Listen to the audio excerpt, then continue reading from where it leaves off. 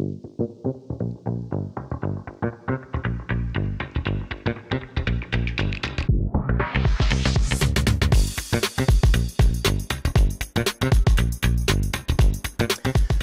à toutes et à tous et bienvenue dans ce Wild Talk, un événement de la Wild Call School dans lequel on va parler de reconversion dans le secteur du numérique et plus particulièrement des profils en reconversion. Ce sont eux qui nous intéressent. Ils sont de plus en plus nombreux. Sachez qu'un actif sur deux aujourd'hui envisage de se reconvertir et pour certains d'entre eux, le numérique est évidemment une option toute trouvée car le secteur a besoin de beaucoup de candidats. Alors qui sont ces hommes, qui sont ces femmes qui décident de changer de métier, de changer de vie pour intégrer le monde du numérique? En quoi leur expérience passé dans d'autres secteurs peut être un atout? Comment changer le regard finalement des employeurs à leur sujet? Comment faire évoluer les habitudes de recrutement pour leur donner une chance? Et puis pourquoi le secteur du digital a finalement bien besoin d'eux? Un thème passionnant car la reconversion, c'est évidemment un sujet de société très actuel. Et pour en parler, je suis entouré de Karine Favroux qui est juste en face de moi. Bonjour Karine. Bonjour. Vous êtes DRH du groupe Le Bon Coin. Caroline Loisel, bonjour. Vous êtes experte des sujets RH et du futur du travail. Et puis Olivier Fecheroll, bonjour à vous. Bonjour. Vous êtes le CEO de la Wild Call School, une école qui facilite les reconversions dans la tech. On est en direct sur LinkedIn et sur YouTube de la Wild Call School. Évidemment, je vous invite à poser vos questions via le chat. On va les prendre On va les prendre tout au long de cette émission. Donc allez-y, posez vos questions dès maintenant. Première question peut-être à vous, Olivier Fecheroll. D'abord, pour présenter la Wild Call School, qu'est-ce que c'est? Qu'est-ce que vous proposez dans cette école? Oui, bien sûr. Donc, la Wild Call School est une école qui est recentrée sur la reconversion. Donc, on est dans le sujet du jour. On forme environ 1500 adultes au métier du numérique, essentiellement autour du métier du développement web et mobile, des métiers de la data, du web design et de l'intelligence artificielle, de la cybersécurité et des systèmes et réseaux. On fait ça à travers 6 campus en France, Paris, Lyon, Nantes, Bordeaux, Toulouse et Lille, plus un campus en distanciel. Donc le campus en distanciel, c'est un vrai campus, mais qui permet d'aller chercher des élèves qui ne sont pas proches des grandes villes que je viens de citer. Et nos principales formations, même si on a plusieurs modèles, ça va être des formations de 5 mois qui permettent à des adultes qui arrivent avec peu de connaissances dans ce domaine, des métiers du numérique, qui vont aller ensuite, à l'issue de 5 mois, passer un titre professionnel, donc reconnu par l'État, pour être en fonction du niveau, Bac plus 2, Bac plus 3 ou jusqu'à Bac plus 5, expert d'un domaine que je viens de citer. Donc voilà, une formation intensive à destination des adultes. Il existe ces profils-là, est-ce qu'ils sont de plus en plus nombreux? Est-ce qu'il y a eu une période où, je ne sais pas, vous avez eu plus de candidats parce qu'il y a eu un besoin, une envie de légèreté, de changer, où des gens se sont dit on va faire autre chose et on va se lancer dans le numérique? L'envie de changer, je pense qu'elle est présente chez plein de gens. Vous avez cité cette stat de un actif sur 2 a envie de faire un autre métier. Je pense qu'on est tous confrontés à ça. On connaît tous quelqu'un qui se dit à un moment j'ai envie de faire autre chose de ma vie. La différence, c'est que c'est peut-être plus possible et plus facile qu'avant. Ma génération, on était dans un couloir et c'était compliqué de changer de couloir. Aujourd'hui, c'est plus facile. C'est vrai que les métiers du numérique offrent aussi, parce qu'il faut se former sans arrêt, une occasion de reprendre des trains. Il y a des nouvelles technologies qui arrivent et c'est souvent l'occasion de se dire bah, tiens, je vais me former à cette nouvelle technologie. Peut-être que ce secteur est un peu plus ouvert, on en parlera, ouvert à des profils un peu plus, justement, qui n'ont pas le cursus classique. Je pense qu'on y reviendra. Donc il y a plusieurs facteurs qui jouent ça. Le Covid a aussi accéléré quelque part. Et puis c'est un secteur qui recrute. C'est quand même aussi ce qu'il faut que nos auditeurs ou nos téléspectateurs, ou les deux, nos téléspectateurs retiennent, c'est que c'est un secteur assez dynamique. Alors c'est vrai qu'en ce moment, l'activité économique n'est peut-être pas au beau fixe, mais globalement, le secteur du numérique offre plein d'opportunités avec des salaires relativement corrects. Donc ça fait beaucoup de choses qui incite à aller se former vers ces... Je lisais une stat, 1 million d'emplois en 2012, il donne ce chiffre-là, 1 million d'emplois à pourvoir dans le numérique et 10% de ce million d'emplois qui n'étaient pas pourvus, juste sur l'année 2012. Ça fait quasiment 100 000 emplois qui ne sont pas pourvus, je trouve ça énorme quand même aujourd'hui. Alors 2012, c'était il y a très longtemps, mais... 2022, pardon, 2022, excusez-moi. Mais effectivement, ce marché est cyclique, donc ouais, il y a des besoins partout, parce qu'on pense aux grandes entreprises du numérique, mais chaque PME, chaque entreprise, elle a de plus en plus en interne besoin de ces compétences. Donc en fait, les recruteurs potentiels sont l'ensemble des sociétés françaises. Caroline Loisel, vous êtes d'accord avec ça, sur cette recrudescence de ces profils en reconversion, certains peuvent parler de profils atypiques, des gens qui décident de changer de vie, changer de métier, il y en a de plus en plus aujourd'hui? Alors, je ne sais pas si on reviendra sur le mot atypique, peut-être un peu plus tard. On peut le dire maintenant. Le sujet d'atypique, je ne sais pas, à quoi s'oppose finalement un profil en reconversion? Qu'est-ce que ne serait pas? Alors, ça s'oppose à un parcours linéaire, à un parcours monolithique. Donc, dire que c'est atypique d'être reconverti peut être surprenant, en fait. Surtout dans un monde qui est déjà en changement. Je ne sais pas ce que vous en pensez, mais dans un monde en changement permanent, finalement, changer soi-même, est-ce que c'est pas être dans une forme de modernité, d'actualité pour suivre le mouvement du monde? Et pour reprendre la question et le fil, ça va aller de toute façon en augmentation, puisque les dernières statistiques, on en parlait juste avant avec Olivier, sur le fait qu'il y ait eu des changements dans la filière mathématique, on a quand même perdu là 100 000 potentiels étudiants dans des études d'ingénierie. Donc on est passé de 200 000 étudiants qui faisaient des études scientifiques jusqu'au niveau du baccalauréat à 100 000. Donc, et dans les 100 000 qui restent, il y a encore moins de femmes qu'est-ce qu'il y avait dans les 200 000. Donc on a vraiment une grosse perte. Donc ce qu'on disait, c'est que dans 3 ans, 5 ans, là, 3 à 5 ans, on va revoir la pénurie des talents. Exactement. Okay. Je pense que la société fait qu'aujourd'hui, de toute façon, dans toutes nos vies, on a plus de possibilités de changer. On le voit même, notre statut marital change plus souvent. Ouais. Hein, il y a quand même un couple sur 2.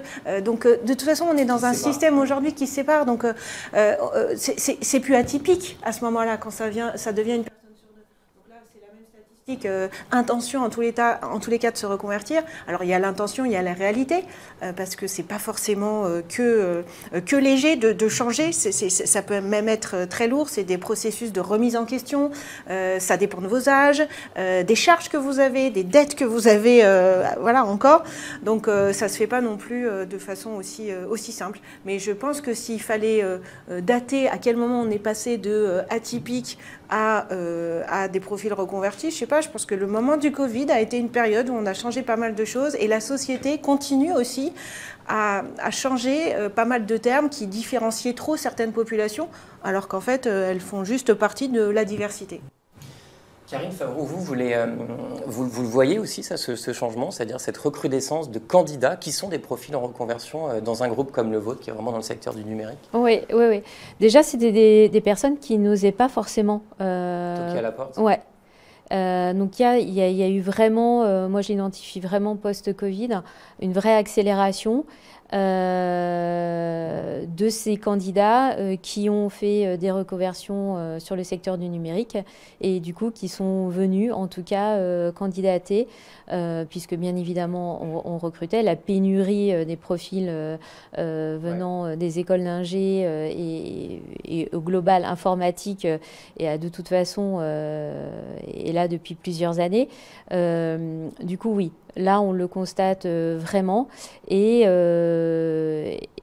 bien évidemment, quand on cherche des potentiels, on a une attitude assez pragmatique quand on gère le recrutement. Bien voilà, en tout cas, on essaye. Et ça fait plusieurs années que chez Le Bon Coin, on intègre des personnes en reconversion et ça se passe bien. Et ensuite, on crée un cercle vertueux, on crée les conditions pour les intégrer au mieux. Et les futurs managers qui recrutent sont elles-mêmes des personnes qui ont été dans des situations de reconversion. Donc, qui ont déjà à la base une ouverture d'esprit par rapport à des profils qui ont complètement changé de vie, beaucoup plus importante. Alors, beaucoup sont les candidats en reconversion à choisir le numérique. Pourquoi ce secteur? Est-ce qu'il y a une facilité à aller dans ce secteur ou est-ce que c'est simplement parce que voilà, il y a un dynamisme économique et donc il y a des embauches, donc au moins c'est clair, on va trouver du boulot dans ce secteur? Qui veut répondre? Peut-être vous, Olivier Fescheroll. Pour répondre là-dessus, je veux juste rebondir sur casser un peu le mythe de la reconversion parce que la reconversion, on pense plans sociaux, des gens qui n'ont pas le choix. De plus en plus, on a des gens ce que j'appelle la reconversion choisie, des gens qui prennent en main leur destin et qui se disent, et nous on les voit, hein, nos candidats à la Wild, ils ont de 22 à 50 ans. On peut être en reconversion à 22 ans parce qu'on se rend compte que le job qu'on a appris à l'école ou à la fac, ben, il ne me plaît pas et je ne me vois pas faire ça toute ma vie.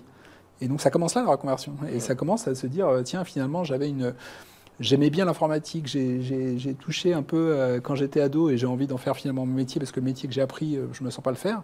Jusqu'à 50 ans où on se dit, bah, à 50 ans, c'est encore l'occasion de changer de vie et on n'est pas fini. Et donc Je trouve que c'est important de dire que c'est pas qu'une histoire d'âge. C'est pas qu'une histoire d'âge, c'est pas qu'une histoire de ma boîte m'a mis dehors. Pas forcément, c'est des gens qui prennent en main leur destin et je trouve que c'est très courageux parce qu'il faut que l'environnement familial soit là, il faut qu'il y ait effectivement les questions de financement, les questions de est-ce que je me lance, comment, voilà, tout ça c'est beaucoup de questions. Donc je pense qu'il faut vraiment le valoriser parce que les gens qui arrivent à avoir fait, avant qu'ils arrivent devant un DRH, ils ont déjà passé un paquet d'étapes.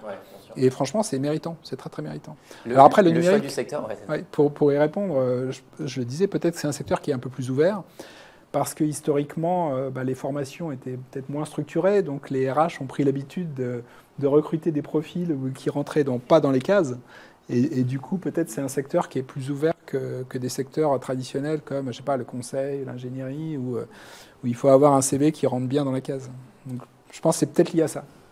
Il y a aussi l'intégration, je pense, les métiers informatiques ont quand même des méthodes de travail, quand on parle de méthodes agiles, qui sont très adaptées en tout cas à l'intégration de profils en apprentissage constant au sein des équipes, on les appelle squad, tribe, ce qu'on veut, mais c'est vrai que c'est des petites équipes où les relectures de code, où vraiment tout est basé aussi beaucoup avec cette méthodologie agile sur l'échange.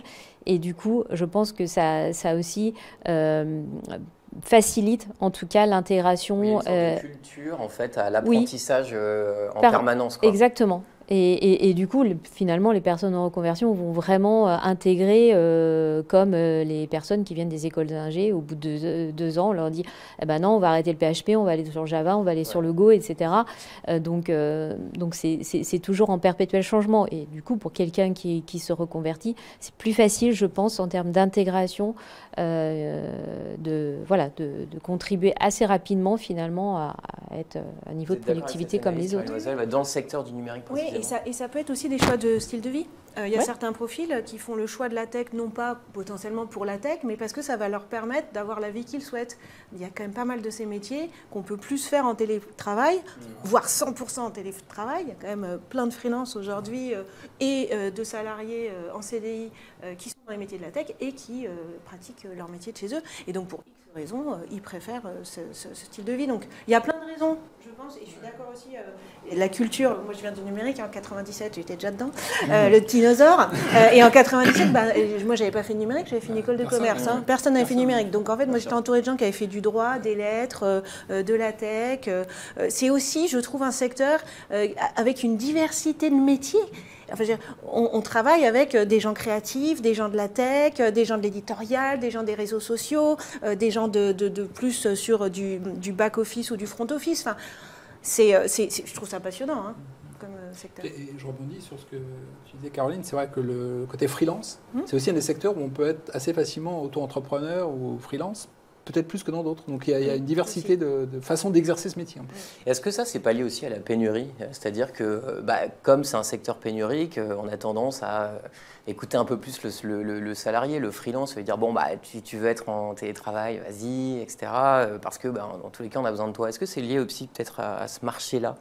Le fait que finalement, le salarié, il a un peu plus de pouvoir.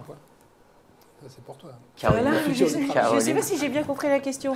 Le salarié, il a plus de pouvoir sur aussi... Ah oui, sur la nouvelle relation. Bien sûr, oui, parce que le secteur est en pénurie, donc voilà. Oui, bien sûr. Alors c'est de force. Oui, et c'est un secteur qui attire aussi pour ces raisons-là. Mais ça, du coup, pour tous les secteurs, c'est valable pour tous les secteurs, parce qu'aujourd'hui, il y a quand même de la pénurie sur, pas que dans les métiers de la tech, encore plus dans les métiers de la tech. Donc aujourd'hui, ce rapport, effectivement, qu'on appelait rapport de force, est en train un peu plus de s'égaliser, une relation d'égal à égal. Et ce qui est bien, c'est pour le bien-être du salarié. Oui. Alors sur justement la pénurie, je vais peut-être vous poser la question à vous, Karine Favreau. Quelle est l'ampleur de cette pénurie aujourd'hui? Est-ce que vous, là, encore aujourd'hui au Bon Coin, il y a des postes vacants? Est-ce qu'il faudra embaucher plus, etc. Il y a toujours des postes vacants. Donc oui, il y a une pénurie de profils.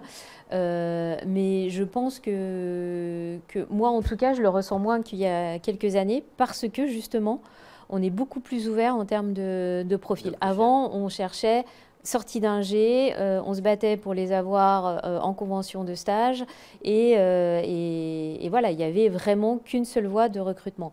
Maintenant, il y a quand même beaucoup plus, il y a beaucoup plus d'écoles, de personnes qui se forment tout au long de la vie. Donc, c'est vrai qu'il y a quand même, ça reste un marché pénurique, mais j'ai envie de dire que là aussi, j'ai tendance à voir que voilà, que la balance, en tout cas, et la tension est moins forte, en tout cas, sur le marché. Alors justement, Olivier Fachereux, la place des écoles dans le numérique est très importante. C'est vrai qu'il y en a beaucoup, on a le sentiment, et elles sont structurantes. Elles permettent de pallier à ce problème de pénurie de plus en plus. En fait, les écoles, elles ont chacun leur, on va dire, leur type de population qu'elles forment. Effectivement, les écoles d'ingénieurs, on a besoin, on en parlait. C'est dramatique de voir qu'on a moins d'élèves qui vont rentrer en école d'ingénieur parce que pour la France, dans 5 ans, c'est autant d'élèves qui ne vont pas en sortir. Donc ça, c'est dramatique. Et après, nous, on a ce positionnement autour de la reconversion. Donc on forme effectivement des gens qui ont eu un background, pour certains dans la tech d'ailleurs, mais de tous horizons, et qu'on va amener à ces métiers. Donc en fait, je pense que chacun apporte sa pierre à l'édifice de mettre à disposition des profils qui, on parlait de la pénurie, c'est vrai qu'il ne faut pas non plus donner de faux espoirs. En ce moment, le marché est quand même un peu plus calme qu'il était il y a 2 ans, mais je pense enfin, vous allez me dire si vous êtes d'accord, la tendance de fond, elle est porteuse. C'est-à-dire que, et il suffit de le constater en tant qu'utilisateur, on voit bien que du numérique, il y en a partout. Donc, il n'y a pas que les grands éditeurs qui recrutent des profils. Encore une fois, toute entreprise, des PME à Paris, en région, vont être à la recherche de personnes qui ont cette compétence pour aller faire des adaptations sur des outils maison. Enfin, voilà, la compétence tech, elle est vraiment aujourd'hui diffusée dans plein d'endroits dans l'entreprise. Donc, c'est plus un secteur. Enfin, il ne faut pas le voir que comme un secteur, mais il faut le voir comme une compétence qui aujourd'hui peut intéresser toutes les entreprises. Alors peut-être pour rassurer un peu ceux qui nous écoutent, qui nous regardent en ce moment, qui peut se reconvertir dans la tech? Globalement, tout le monde? C'est un petit peu la réponse qu'on se faisait déjà, mais... De 22 à 50 ans. Il y a pas de... Ouais, c'est ça, vous avez des profils, vous, de gens qui ne viennent pas du tout de ce secteur-là, qui n'ont absolument aucune connaissance du numérique. Par exemple. Voilà, lundi dernier, on a accueilli des profils lundi dernier de 22 à 50 ans, qui étaient pour certaines diplômés d'un master, mais... qui se disent, j'ai pas envie de faire le master pour lequel j'ai passé 5 ans d'études parce qu'au final ça ne me plaît pas, le métier qui est attaché à ce master ne me plaît pas, j'ai envie de faire autre chose, jusqu'à quelqu'un qui a 50 ans, qui a travaillé dans l'assurance pendant très longtemps et qui se dit, à 50 ans c'est le début, c'est le premier jour du reste de ma vie, qu'est-ce que j'ai envie d'en faire et j'ai envie d'en faire de la tech. On n'a pas besoin forcément de beaucoup de prérequis, c'est après lié à la méthode d'apprentissage qu'on applique à la Well Code School, qui est une méthode qu'on appelle de pédagogie inversée, donc on va être beaucoup dans la pratique, assez peu dans la théorie. Donc il y a quand même des tests à passer qui sont des tests plutôt de logique et de raisonnement et de capacité à apprendre. Mais il n'y a pas, vous pouvez avoir pas le bac jusqu'à un doctorat, et en 5 mois, on va les amener à apprendre les compétences qui sont attendues par les entreprises. Donc c'est vraiment possible. C'est vraiment possible. Karine Loisel, vous êtes d'accord avec ça? Bah oui, c'est rassurant de savoir que c'est possible. Et aujourd'hui, de toute façon, on est dans un futur du travail qui va enclencher chez nous des envies, des besoins un peu différents. Nos vies sont tout le temps en train de changer, le monde est toujours en train de changer. Donc moi, des écoles comme ça qui proposent des reconversions, vivement qu'il y en ait sur plein d'autres domaines et encore plus dans les métiers de la tech, on va vraiment avoir besoin pour compenser les 100 000 perdus dans 3-5 ans. Donc c'est plutôt une bonne nouvelle. Je trouve que ça va dans le sens de la modernité et qui est plus, en fait, pourquoi on est frileux sur ces profils? C'est plus, vous le disiez tout à l'heure, c'est par habitude. Donc là, c'est des profils qui sont reconvertis, qui embauchent des reconvertis. Bah oui, c'est l'effet miroir, bien sûr. Donc c'est sortir de nos habitudes, sortir de nos croyances limitantes, sortir de il n'a pas tel diplôme, donc il ne pourra pas faire tel métier. C'est intéresser plus à la personne, à ce qu'elle a fait. Et déjà, pour moi, partir en reconversion aujourd'hui, c'est courageux, c'est beaucoup d'humilité. C'est un effort, parce que apprendre, c'est un effort cognitif et même physique. Parfois, le corps est engagé. Donc, c'est des personnes qui sont super engagées derrière. Mais on a l'impression que c'est quand même propre à ce secteur, le fait de pouvoir se reconvertir assez facilement. C'est une idée que je m'en fais. Par exemple, le secteur du numérique permet ça. On dit, je n'ai pas du tout fait ça avant. Et finalement, avec une école, des formations, etc., assez rapidement, je peux rentrer dans un nouveau secteur, découvrir de nouveaux métiers, trouver un travail stable. Je pense que c'est aussi un secteur qui offre beaucoup de métiers très différents. On a tendance à dire on fait du code, donc on est développeur, mais il y a plein de métiers On parle bien évidemment des nouveaux métiers liés à la sécurité, mais il y a tout ce qui est lié, on retrouve plutôt des profils plus créatifs, à l'UI, l'UX, où là, c'est des personnes qui ont plus une sensibilité artistique. Enfin, il y a des tas de métiers.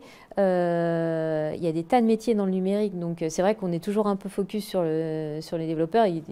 C'est effectivement, tout le monde peut être développeur, non peut-être pas, mais sur la quantité des nouveaux métiers qu'offre le numérique, ben, on multiplie en tout cas les opportunités, qui est quelque chose qui nous correspond. Ouais, alors justement, est-ce que vous, au Bon Coin, vous pouvez me donner des profils aussi comme là on vient d'avoir, de gens en reconversion, d'où ils venaient, quelles sont leurs expériences et qu'est-ce qu'ils apportent à l'entreprise?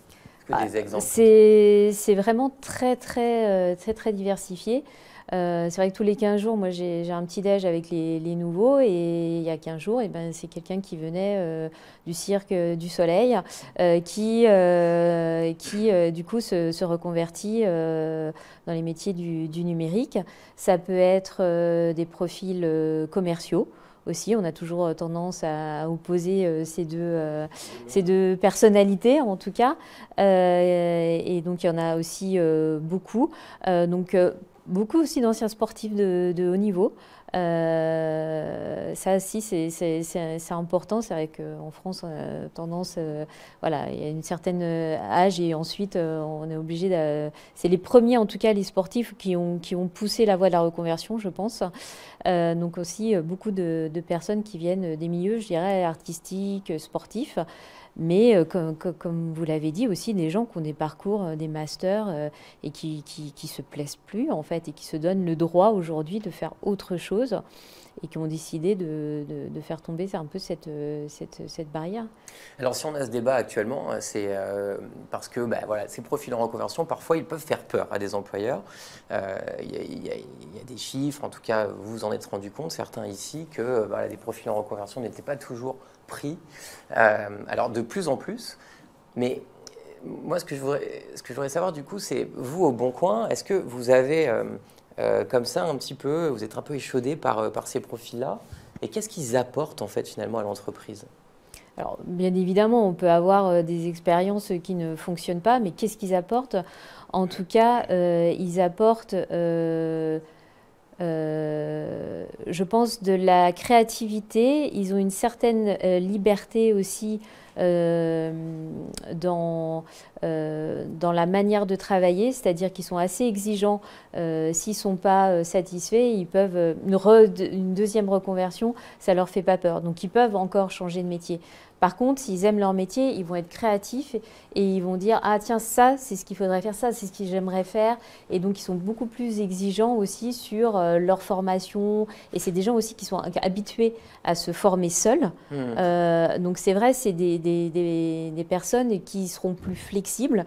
Je parlais des nouvelles technologies, justement, à embrasser une nouvelle technologie si la société fait le choix d'un nouveau langage, par exemple. De fait plus flexible parce que, surtout, ils ont déjà vécu le changement, en fait. Oui, oui. C'est-à-dire qu'ils l'ont intégré, ils ont fait ce travail psychologique de passer à autre chose, de découvrir un univers. Donc ça, j'imagine que pour un employeur, c'est génial. C'est ça, ils n'ont pas il faut que je fasse carrière, comme peut avoir le biais sur certaines personnes qui sortent d'école d'ingé, même si je ne pose absolument pas les demandes. Mais voilà, ça, ils veulent vraiment, en tout cas, faire un job qui leur plaît et sont moins sur le côté carriériste.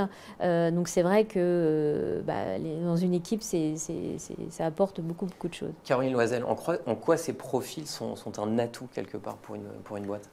C'est un atout parce que c'est des personnes qui ont fait une démarche de changement. Et faire une démarche de changement, c'est profond, il y a une prise de risque. Qu'est-ce qui va se passer après? Parce que je quitte, je sais ce que je quitte. Bon, ok, ça me plaît pas, mais qu'est-ce que je vais avoir? Ça, c'est pas dit.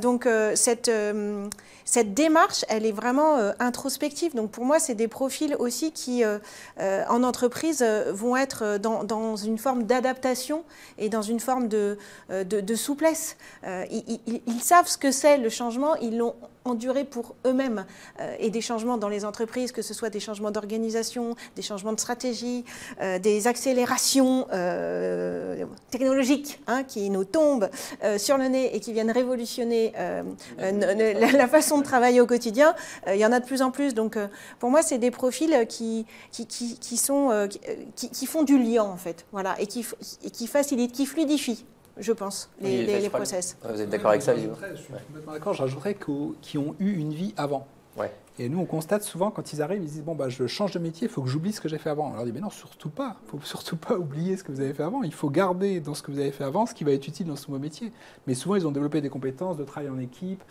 de les fameux soft skills aussi, quand même. Les soft skills, et voire même dans des aspects techniques de ce qu'ils ont fait dans leur ancienne vie, il faut le repositionner, mais pas l'oublier. Donc je pense que voilà, ils ont fait une démarche et en plus, ils ont un background, une expérience qui va leur être utile à la suite.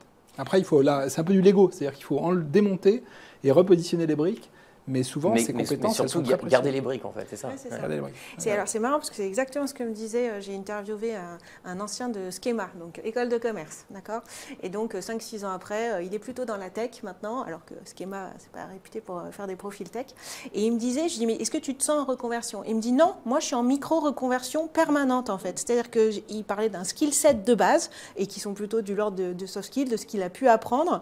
Et derrière, en fait, il vient s'ajouter alors un peu d'IA générative, un peu de code, un peu de design. Mais en fait, voilà, il dit, moi, c'est juste ma façon d'être. Donc, il a à peine 30 ans et ça fait 5 ans que, voilà, il évolue.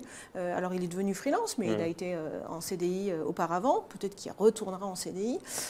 Donc, voilà, c'est comme si, j'ai l'impression que c'est aussi sur d'autres sujets dans la société, quand vous parlez à des plus jeunes générations, ils ne comprennent pas les mots qu'on emploie, en fait. Ils nous regardent un peu comme ça, genre, en fait, c'est juste la vie, en fait. Voilà. C'est juste normal. Ouais.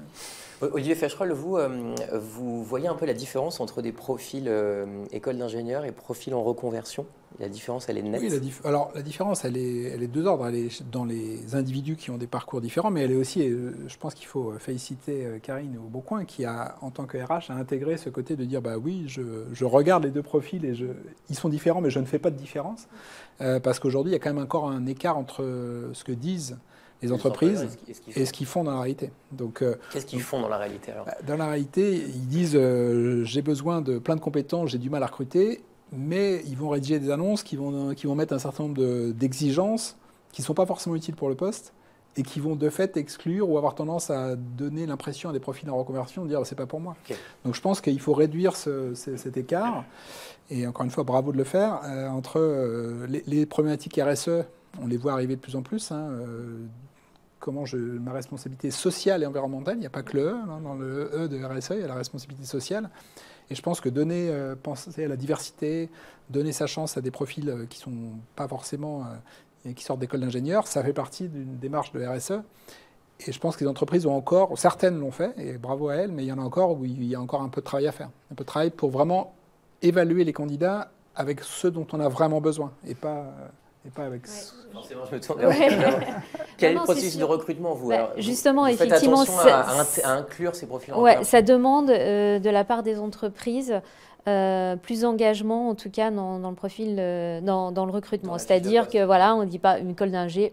Bon, on sait un peu les prérequis d'une école d'ingé, on ne va pas. Donc, forcément... Parce que, en fait, quand vous dites une école d'ingé, c'est que c'est rassurant, c'est que vous savez c'est rassurant, de base et que ça va fonctionner. Voilà, qu'on a checké quelques soft skills et quelques compétences techniques. Donc, ça veut dire que dans le process de recrutement, bien évidemment, il va falloir bâtir des tests techniques, justement valider, un peu comme vous faites, les tests de logique, etc. Valider en tout cas quelques points qui sont essentiels, en tout cas dans le process de recrutement et d'apprentissage qu'on va mettre en place.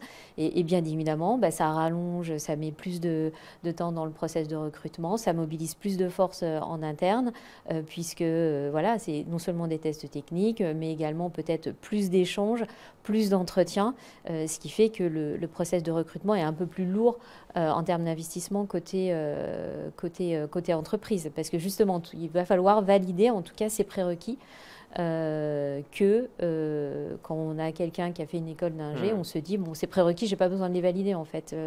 Donc ça va aller vite. Comment vous les insérez, vous, ces profils-là, alors, une fois qu'ils sont recrutés? On les intègre dans les équipes. Effectivement, l'organisation des équipes tech permet une intégration assez facile avec des petites équipes qu'on appelle des squads de 5-6 développeurs. Et ce qui fait que c'est beaucoup de travail en équipe, méthode agile. Donc voilà, c'est les relectures de code. Donc c'est une espèce de mentorat aussi qui peut se mettre en place au niveau de l'équipe. Et une ouverture d'esprit. Qu'il y a bien évidemment dans les équipes tech qui sont assez ouvertes. Oui, c'est ça. Est-ce qu'il y a une différence ou pas qui se crée? Ah, toi, tu es un reconverti. Est-ce qu'il y a ce genre de choses à l'intérieur des entreprises ou non, pas du tout. C'est-à-dire qu'effectivement, ils ont été formés, ils connaissent leur métier. Karine, c'est exactement on les forme de cette façon-là, les binômes, la relecture de code.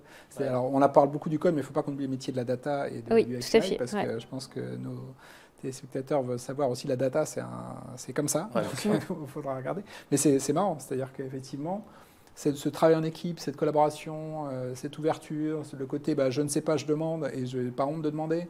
Parce que peut-être que là, je ne sais pas, mais à l'inverse, une heure après, c'est moi qui vais aider mon collègue sur un autre sujet où moi je sais et lui il ne sait pas. C'est aussi toute cette ouverture d'esprit, c'est des choses qui sont très importantes dans ce métier et qui font que l'intégration, souvent, elle se passe bien. Ouais. Parce qu'on les a formés aussi à cette façon de travailler. Et c'est des profils aussi qui sont très curieux. On parlait justement, je suis en micro-reconversion un peu tout le temps, parce que c'est des gens hyper curieux. Et donc, la question que j'ai posée, c'est qu'est-ce qu'ils cherchent en fait quand ils arrivent chez vous? Vous arrivez à voir un petit peu ce qu'ils veulent ce qu'ils veulent comprendre, découvrir dans ce nouveau métier-là? Ils veulent comprendre les aspects pure tech et c'est pour ça aussi que ça marche bien parce que c'est ce mindset de curiosité, tout le monde là, à la fois les personnes qui sont déjà là, qui veulent transmettre et dire mais non, tu devrais faire comme ci et pas comme ça. Donc l'aspect purement tech pour certains et d'autres c'est ok, si je fais ça, c'est quoi la fonctionnalité que je vais faire apparaître sur le site et du coup c'est quoi mon impact et pour certains ça va être plus important aussi et il ne faut pas opposer non plus l'aspect technique à l'aspect business. Il y en a qui ont un profil très tech mais qui sont plus touchés en tout cas plus challengés sur l'aspect pur business finalement que l'aspect tech. Donc ça fonctionne aussi bien de ce cadre-là. Puis après, il y a la question de comment les garder. Parce que ce sont des profils, comme on l'a dit, qui sont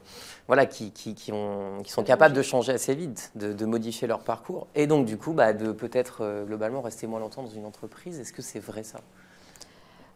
Globalement, quand même, on observe que les personnes qu'on prend en reconversion restent plus longtemps. Je pense que c'est d'une parce qu'ils sont sensibles au fait qu'on leur a donné la chance. Alors j'espère que ce sera plus considéré comme une chance dans quelques années, mais ça reste en tout cas, notamment pour les profils féminins, il ne faut pas se cacher non plus, qui restent plus longtemps que la moyenne. Donc voilà, ils se disent, l'entreprise m'a donné ma chance, j'ai pu commencer à grandir. Du coup, je reste un peu plus longtemps dans cette entreprise avant de bouger. Mais ça aussi demande de la part des entreprises certains efforts parce que ça veut dire que c'est des personnes qui vont peut-être demander plus souvent de la mobilité en interne parce qu'au bout de 3 ans, moi j'ai fait le tour, j'aimerais faire ci. Donc, ok, il va falloir qu'on propose peut-être autre chose. Donc ça aussi, la mobilité interne permet aussi de garder en interne ces profils. On sait que globalement ça va bien se passer parce que c'est des personnes qui sont habituées à changer, qui sont habituées à intégrer une nouvelle équipe. Donc au final, ça se fait assez naturellement. En tout cas, il n'y a plus cette espèce de frein, même en interne. Je pense que les profils en reconversion aident beaucoup à la mobilité interne. Et on n'est plus encore une fois sur des rails. C'est intéressant ce que vous dites, c'est-à-dire qu'il y a quand même une forme de reconnaissance. C'est-à-dire qu'ils sont là à dire merci de m'avoir embauché. C'est intéressant. Mais parce que les personnes ne sont pas dans un truc de carrière. Donc voilà, s'ils apprécient ce qu'ils font, ils restent. Ouais. Je pense que la clé, c'est ça. C'est des gens qui ont trouvé ce qu'ils aiment faire. Exactement. Et quand on a trouvé ce qu'on aime faire, pourquoi bouger alors que j'ai eu l'expérience de faire des choses qui me plaisaient moins et maintenant je fais un truc que j'aime, donc je reste. Je pense qu'il y a aussi ce facteur-là qui est important. Tout à fait, Ou peut-être que sinon vous avez envie d'aller explorer d'autres choses. Eux, ils savent qu'ils ont fait des choses qui ne leur plaisaient pas et aujourd'hui ils ont trouvé un truc, donc ils ont envie de rester. Clairement, parce qu'ils ont eu un moment. Non, mais un autre atout, parce qu'ils ont pris un moment dans leur vie, et vous l'avez dit tout à l'heure, Olivier, ils ont pris en main leur destin, quoi. Parce qu'il y a quand même aussi des reconversions qui sont choisies, ou même si elles sont entre guillemets subies, c'est-à-dire que c'est suite à un plan social, etc., un licenciement, ils ont pris le temps de se dire, ok, je rembraye pas directement dans quelque chose de linéaire, je prends le temps. Donc voilà, que ce soit vers l'art technique ou vers d'autres métiers. Et c'est vrai qu'en France, on a la chance d'avoir quand même un dispositif d'aide qui permet de le faire. Exactement. Ce ne serait pas forcément, c'est pas forcément le cas dans tous les pays, mais effectivement, aujourd'hui en France, on peut se donner le temps, financièrement, j'entends parlant, de se dire je vais apprendre un métier. Alors on ne peut pas se donner 2 ans. C'est aussi pour ça que je pense que des écoles comme la nôtre, on a notre rôle à jouer, parce que personne ne peut se dire j'arrête de travailler pendant 2 ans parce que j'ai envie de réapprendre un métier depuis le début. Donc il faut qu'on arrive à comprimer les savoirs dans un temps raisonnable. Mais c'est vrai qu'il y a aujourd'hui plein d'aides. Donc on n'est pas là pour faire l'inventaire, mais il faut se dire qu'il y a plein de portes. Alors c'est parfois un petit maquis, on ne sait pas trop où aller chercher, mais aujourd'hui il y a plein de façons de financer sa formation, de se donner le temps d'apprendre ce métier, de rechercher un job. C'était pas le cas, et c'est pas le cas dans tous les pays, et c'était pas forcément le cas il y a quelques années. Aujourd'hui il y a quand même du soutien là-dessus. Moi, j'ouvre une parenthèse maintenant un peu particulière, mais qui est extrêmement importante. C'est sur la place des femmes dans le numérique, et notamment sur la place des femmes dans les profils en reconversion. Est-ce que dans votre école, Olivier Fecherolles, il y a moins de femmes qui décident de se reconvertir dans le numérique que d'hommes? Alors, est-ce que vous avez même des chiffres? On n'est pas à parité, okay. mais on n'est pas si loin de la parité que ça. On n'est pas à 10%, on est entre 30 et 35%. On a des promos qui sont à plus de 50% de femmes. Okay. Effectivement, plutôt le UX UI, qui sont un peu plus féminisés que des métiers plus cybersécurité, système et réseau. Bon, il y a déjà des métiers comme ça qui ont. Alors à tort, non mais je le dis à tort. Cette étiquette, c'est une pour étiquette. Les hommes, c'est pour les femmes. C'est exactement, c'est une étiquette, c'est à tort parce qu'aujourd'hui on peut tout à fait réussir dans la cybersécurité en faire étant. De la gestion de crise. Et faire exactement. D'autres métiers, c'est pas forcément que du hacking ou de test. Comme je disais, il y a plein de métiers, donc il y a effectivement des métiers qui sont peut-être un peu plus, qui ont l'air un peu plus accueillants pour des femmes. Donc, mais en tout cas, nous on a des promos de femmes et on essaie d'inciter de plus en plus de femmes à faire ces métiers.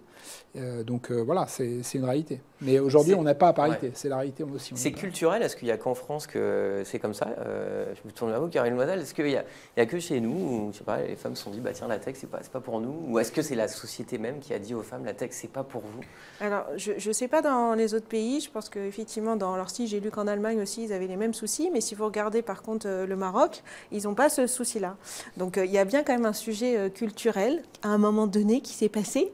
Alors qui dit quoi? Alors qui dit plusieurs choses. Il y a eu une forme on a un peu masculinisé la tech.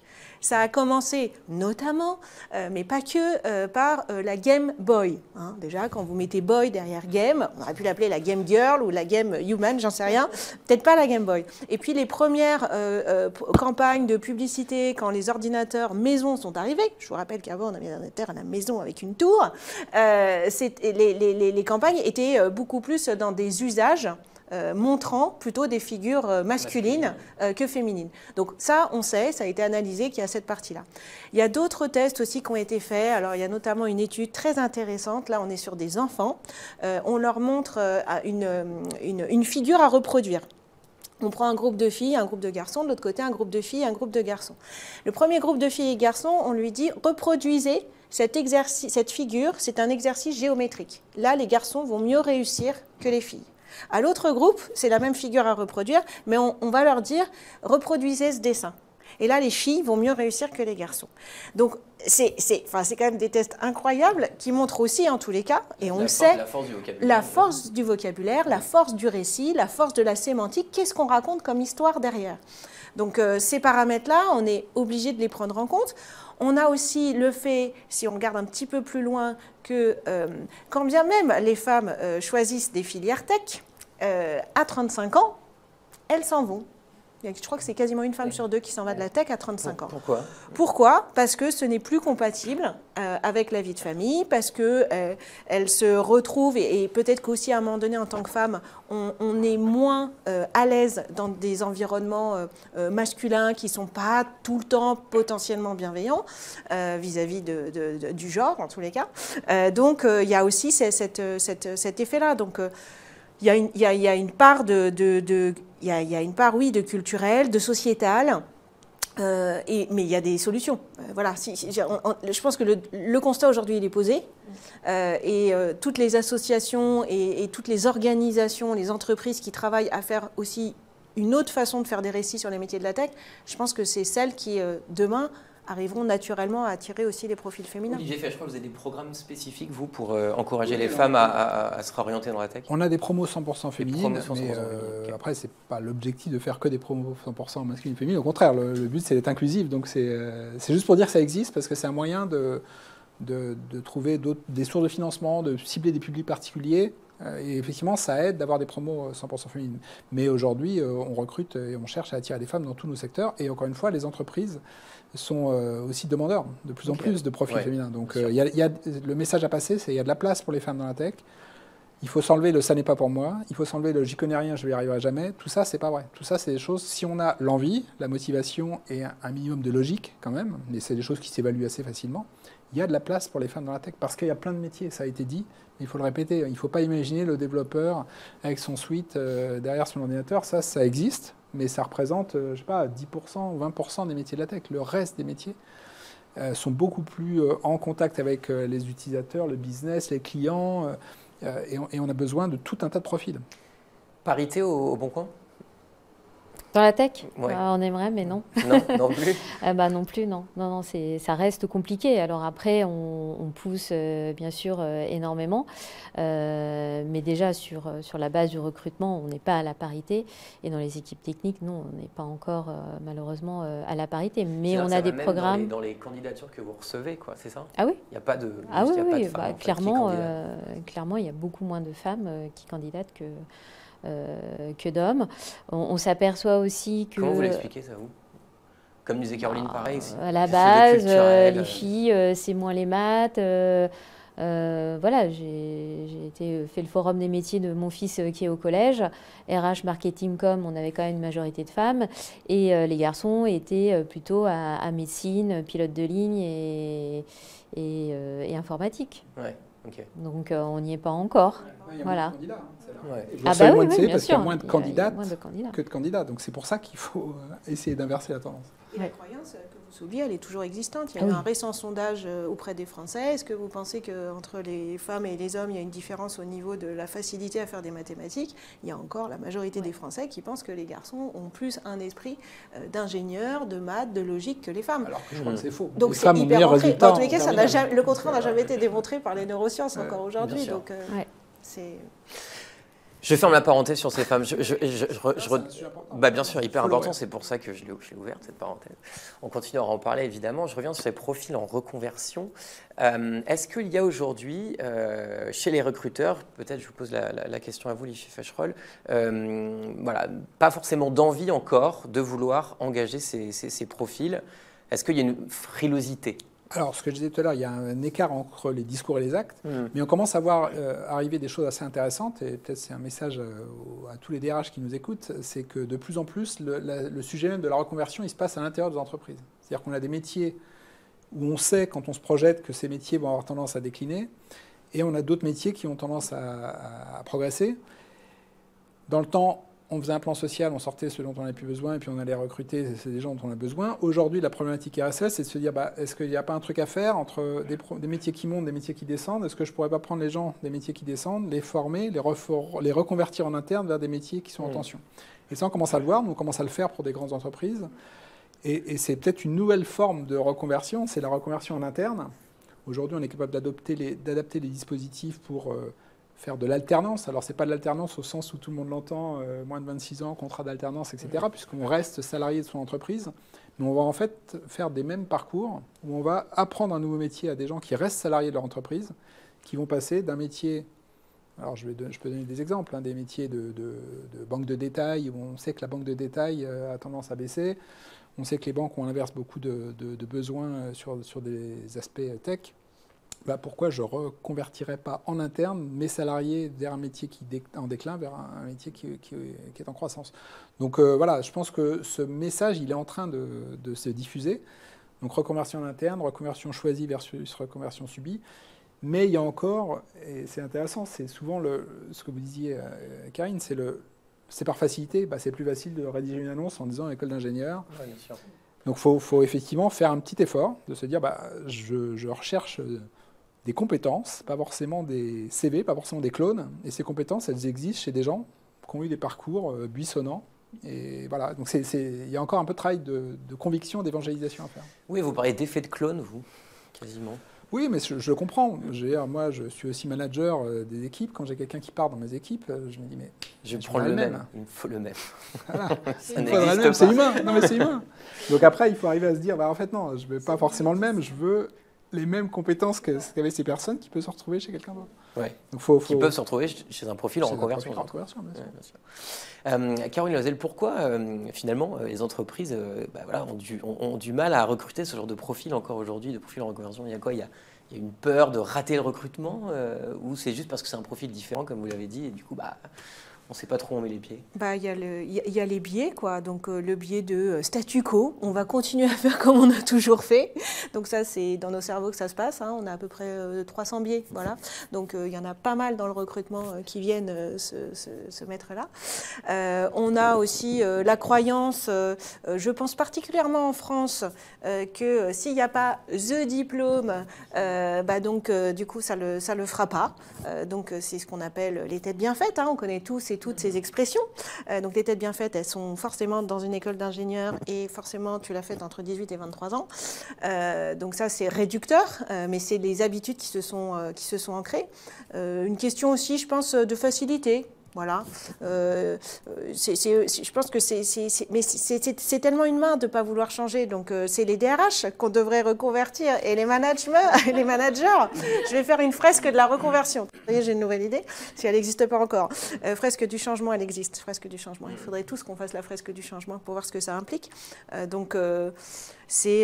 Puis aussi peut-être que la peur que la personne ne s'intègre pas parce qu'elle a un autre parcours, donc ça n'ira pas avec toutes ces personnes qui sont là. On sait bien qu'évidemment les premières fois c'est toujours un peu plus, ça peut faire un peu plus de friction, mais vous avez employé le mot parcours buissonnant, j'ai envie de rajouter aussi foisonnant, enfin c'est des personnes qui foisonnent.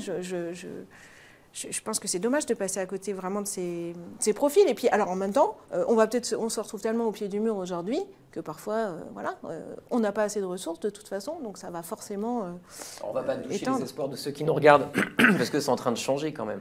Bah, oui, complètement. Ouais. Mais vous Karine Auboncoin, est-ce que vous l'avez même eu, vous, personnellement, cette envie de cloner un peu ce salarié qui s'en va prendre le même, passer par une école d'ingénieur? Est-ce que vous l'avez vécu, ça, vous, personnellement? Oui, c'est sûr que c'est même... très honnête de nous le dire.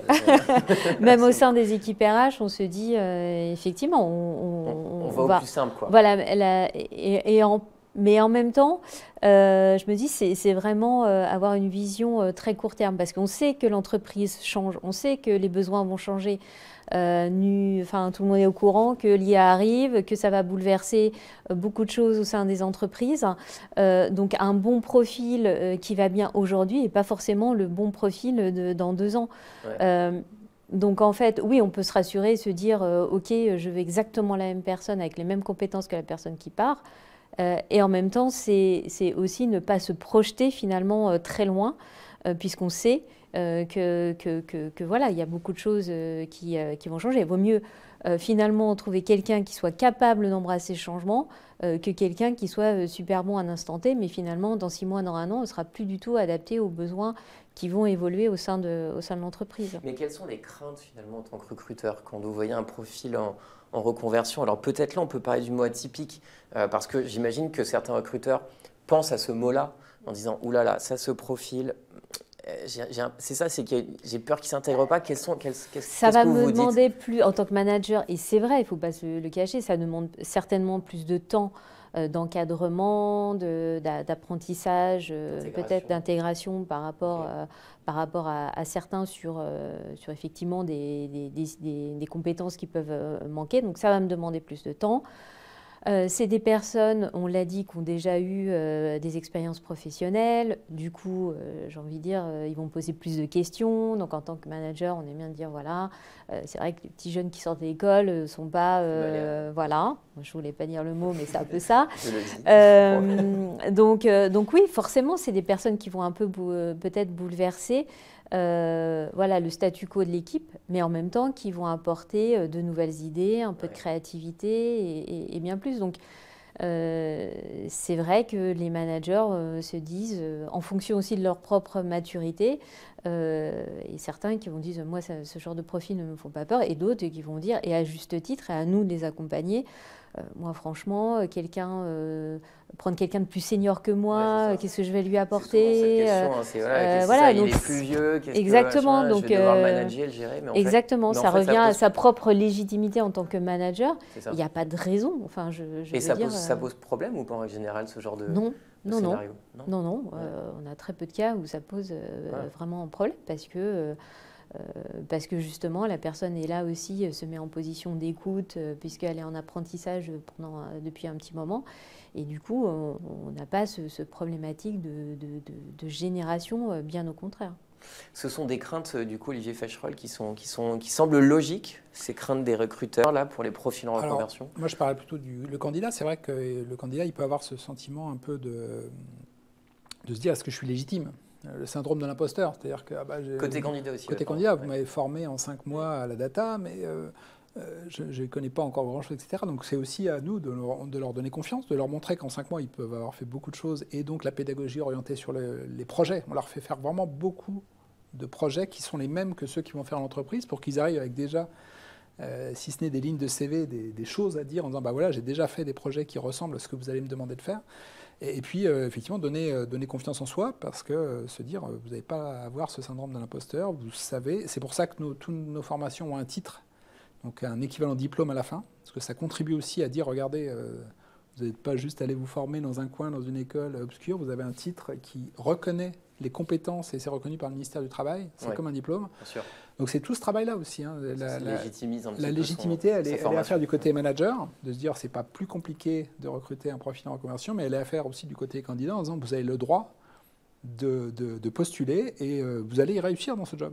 On est persuadé que vous allez réussir dans ce job. Donc c'est comment on arrive à mettre les deux en face, où ils tiennent un discours, où ils s'entendent, ils se comprennent, et pour au final décider de travailler ensemble. Caroline Loisel, pour revenir à ces entreprises qui recrutent, est-ce qu'on pourrait justement accompagner, est-ce qu'il faudrait accompagner ces DRH, ces recruteurs à travailler sur leur biais quant au profil en reconversion Ouais, alors ils le parce que c'est un enjeu énorme, puisque on l'a rappelé dès le début de cette émission, c'est qu'il y a un objectif, il y a une pénurie de candidats, et donc forcément les entreprises vont devoir s'ouvrir à ces profils-là. Elles s'y ouvrent déjà, mais on va le faire encore plus dans le futur. Alors, si les entreprises en ont conscience, elles se font accompagner sur ces sujets, ça existe. Une forme d'ouverture en fait qui est importante. Donc oui, que les entreprises se fassent accompagner, parce que ces biais de recrutement, on les a tous, ils sont humains, on les a tous pratiqués, on les pratique tous dans nos vies. Tous les jours. Voilà, tous les jours. Ouais. Donc comment en sortir? Parce qu'il n'y a pas de raison qu'on ne puisse pas accueillir ces profils, surtout dans un marché pénurique. Et on voit bien que ça s'intègre et que les risques finalement, ils sont aussi grands, parce qu'on parle d'une personne qui s'intègre dans un groupe, donc c'est des personnes, et voilà, donc après, il y a aussi les recrutements sans CV, hein, je sais pas, peut-être que demain dans la tech, on pourrait faire des recrutements sans CV, on pourrait essayer, ça c'est peut-être déjà fait.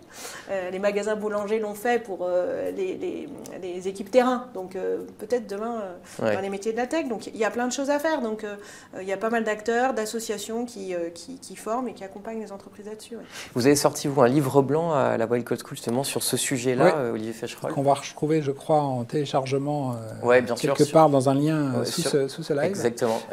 Mais effectivement, c'est de casser les mythes. C'est un peu ce qu'on a fait là pendant une heure. C'est de casser les mythes, c'est de montrer que ça marche, c'est de montrer qu'on peut venir de n'importe où et en quelques mois se former sur ces métiers. Et voilà, c'est faire de l'éducation au changement. Et merci en tout cas, on a eu des messages hyper, je trouve, enthousiasmants. Ouais. Vous en faites, vous, au Bon Coin d'ailleurs, comme ça, un accompagnement au changement auprès justement de la partie RH?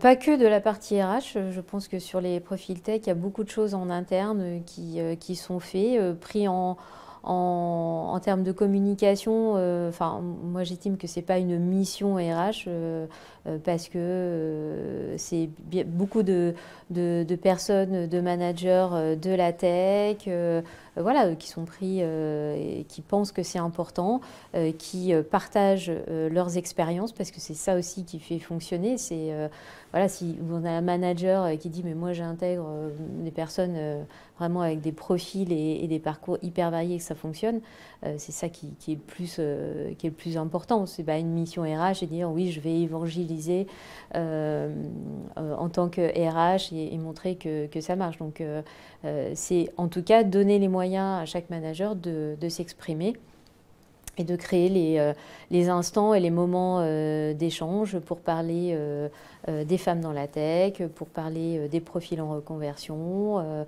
pour parler des nouvelles technos, pour tester de nouvelles choses. Donc c'est vraiment une organisation, des moments, plus qu'en tant qu'RH, on va se dire, on a la possibilité, on vous donne la possibilité d'échanger, plutôt voilà, de faire la voie RH, je trouve qu'il y a moins de... Finalement, le contexte, la pénurie de candidats est salvatrice quelque part. Elle oblige tout le monde à bouger, à changer un petit peu, à bouger les lignes, quoi. À la fois au profil en reconversion de se dire bon, bah, tiens, je vais aller dans le secteur du numérique, je vais changer. Et puis à la fois au recruteur de dire bon, bah, j'ai besoin de candidats, je vais devoir ouvrir un petit peu mon champ de recrutement pour aller chercher d'autres personnes. C'est plutôt une bonne nouvelle. Oui, c'est plutôt une bonne nouvelle. La démographie aide et quand on en a parlé, ça ne va pas s'arranger. C'est-à-dire que si on prend l'ensemble des formations Bac+5 côté ingénieur, ils n'ont pas tous envie de travailler dans la tech. Déjà, il y en a plein qui ont envie de travailler dans d'autres domaines.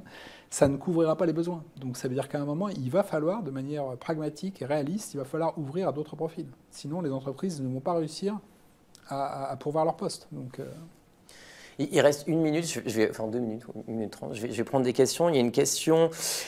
je prends celle-ci. Il est régulièrement dit que la pénurie dans le numérique est du côté des profils seniors. Donc, il y a plutôt une recherche du côté des profils seniors. Pas du tout du côté des profils juniors qui sont nombreux. Quels seraient vos conseils pour les débutants? Non,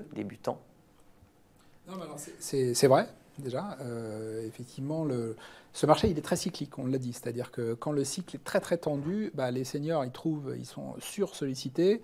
Et du coup, par effet de cascade, effectivement, les juniors, comme ils sont disponibles, on va avoir tendance à leur confier des missions, etc. Quand le marché est un peu plus ralenti, bah, effectivement, il y a un peu moins de besoins, donc les entreprises vont se concentrer sur les seniors. Donc c'est vrai que c'est une réalité. En revanche, dans les formations, on a des projets, en tout cas nous on propose des projets qui vont permettre de rajouter encore une fois des lignes en disant, bah, regardez, j'ai de l'expérience, même si je n'ai pas des 10 ans d'expérience, j'ai de l'expérience. Et l'autre point, c'est de mettre en avant, encore une fois, tout le reste des compétences qu'on a acquis dans son ancien métier. On a pris l'image des Lego, on déconstruit son ancien métier, on le reconstruit les compétences qui servent dans la tech pour montrer qu'on n'est pas débutant. On n'est pas junior au sens dans le rôle comme quelqu'un qui ne connaît rien. Donc c'est ça qu'il faut arriver à mettre en avant. Karine Favreau, c'est vrai, vous cherchez plus de seniors que de juniors aujourd'hui? Oui, alors senior, c'est ce qu'on entend, on dit senior à 5 ans d'expérience dans la tech. Okay. Donc encore une fois, toute proportion gardée. Donc effectivement, quelqu'un qui a mené des projets significatifs peut être considéré comme senior. Donc oui, effectivement, je pense qu'il y a plus de besoins.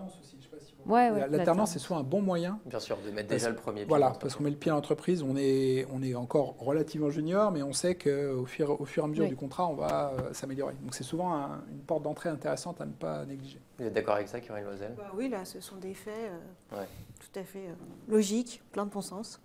Bon, on va conclure là-dessus. Merci beaucoup à tous les trois d'avoir été avec moi pour ce Wild Talk.